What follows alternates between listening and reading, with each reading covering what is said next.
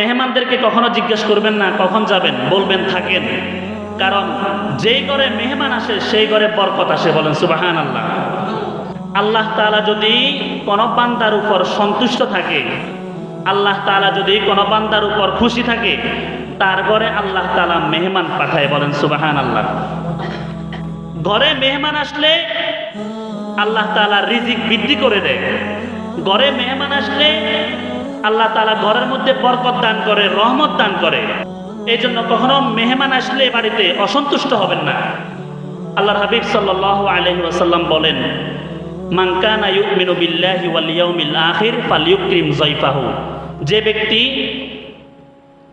আখিরাতের উপর বিশ্বাস স্থাপন করে, আল্লাহ তাআলার উপর ঈমান আনে, সে যেন মেহমানদের যত্ন করে, মেহমানদারের যথাসাধ্য মেহমানদারি করে।